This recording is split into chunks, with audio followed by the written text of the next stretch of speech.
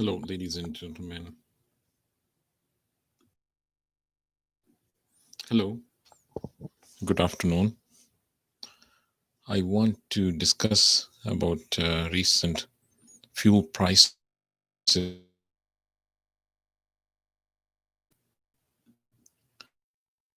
plateauing and economy is starting to open up.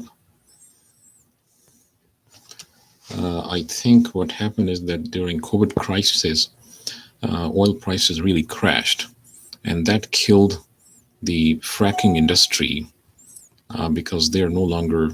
They had to shut down a lot of their wells permanently, and those fracking or shale wells, they're really hard to start. Each well, I think it costs around $500,000 piece, and when you turn them off, obviously you lose a lot of money. And also, those fracking industry was able to acquire a lot of loans previously, but now their credibility has also been damaged. So I think the overall investment in oil production, exploration, and bringing them online has decreased significantly. Now, as we are getting more into old way of doing things after this corona epidemic, that shale oil phenomena is kind of not there as much.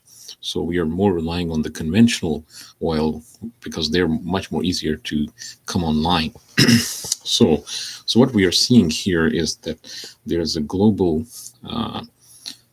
kind of very tight supply of conventional oil, and it is really causing a very sharp spike in fuel and oil prices, and also fuel prices. As we know that all the productivity, including per capita productivity and food productivity and standard of living, and a lot of things, they're dependent on cheap energy, and oil is obviously still the most cheapest and portable form of energy and highly concentrated form of energy.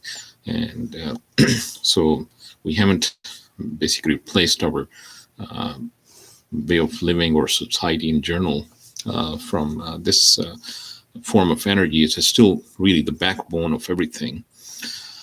So what I'm looking forward is that it's going to be really a huge spike in global oil prices and fuel prices, and that's going to sharply increase inflation in everything.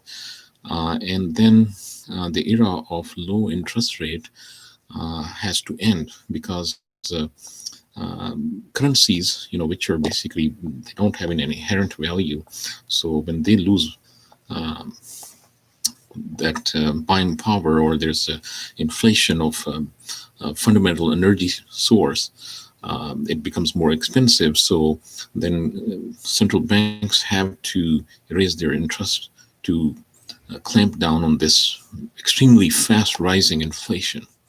So what I'm seeing is that there has to be a higher interest rate, an era of sharp rise in interest rates, and so that is going to bring down a lot of assets. I think basically like real estate and maybe even a stock exchange and things like that, because all of them are dependent on cheap energy and cheap credit availability, which is going to be really tested in upcoming months and maybe in a year or two, and this is going to be very interesting to watch. So I just had this idea, and I just wanted to put forward and kind of see how it goes. So thank you for watching this. Thank you. Please comment in the section and see and let me know what you think. I really appreciate it. Thank you.